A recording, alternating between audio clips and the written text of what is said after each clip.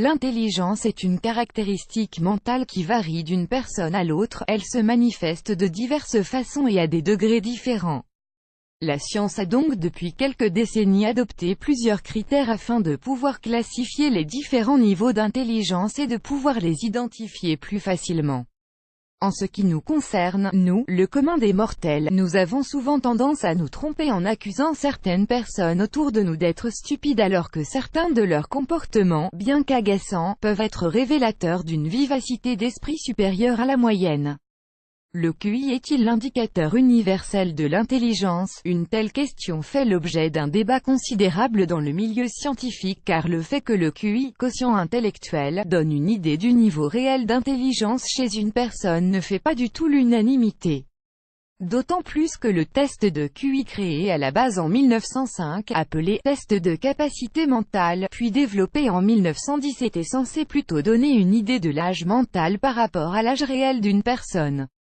De ce fait, beaucoup de spécialistes du domaine psychologique se méfient de ce critère et voient d'un œil très sceptique le fait que certaines universités l'adoptent comme que critère d'acceptation lors du passage des examens d'adhésion.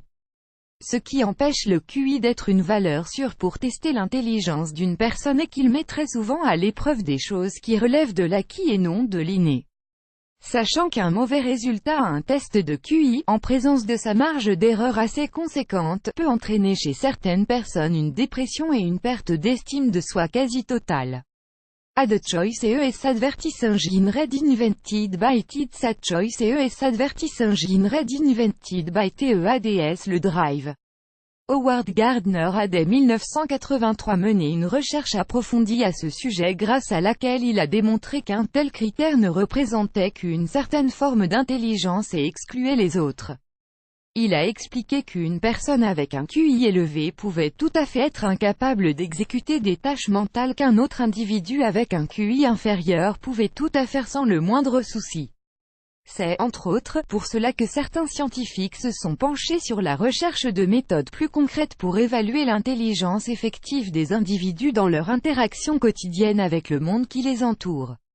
Certains ont d'ailleurs l'habitude d'utiliser le QI comme un simple outil de comparaison parmi d'autres et non pas comme base pour leurs évaluations. Bankbazar.is Pay your credit card debt with a personal loan. Borrow up to 8x your monthly income. Bankbazar.se Race Profi Academy Free Numerology Training Class, Meaning of Numbers and How to Use Temas Profi Academy annulé par Taboola. Contenu sponsorisé. Contenu sélectionné. Contenu sélectionné. Les gens intelligents ont tendance à utiliser un langage grossier. Nous entendons souvent que les personnes qui jurent ont un vocabulaire restreint ou ne sont pas cultivées. Cependant, en réalité, les individus qui n'utilisent pas de mots grossiers sont ceux qui limitent leur vocabulaire personnel, parce qu'ils utilisent intentionnellement moins de mots que les autres. Des universitaires américains ont décidé de mener une expérience intéressante. Ils ont demandé aux gens de se rappeler autant de mots que possible. Les résultats étaient surprenants, ceux qui se souvenaient de plus de mots avaient le QI le plus élevé de l'ensemble du groupe.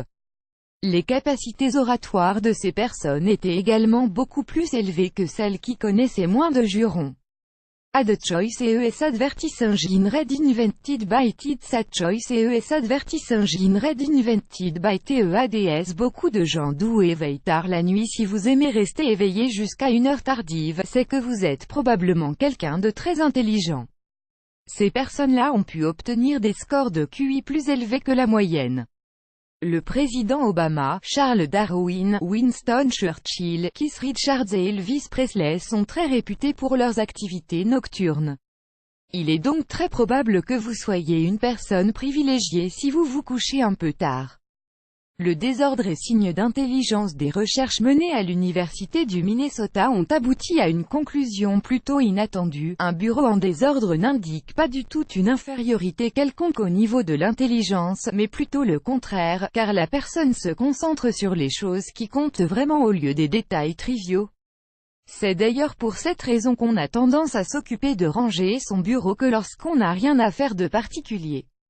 En fin de compte, l'intelligence peut prendre diverses formes et c'est cette diversité qui fait que nous avons des facultés et des talents tout à fait différents les uns des autres. Donc il n'y a pas d'indicateur universel à ce sujet, tout comme il n'y a pas qu'un seul type d'intelligence. Nous sommes tous spéciaux d'une façon ou d'une autre, plus grand que plus grand que.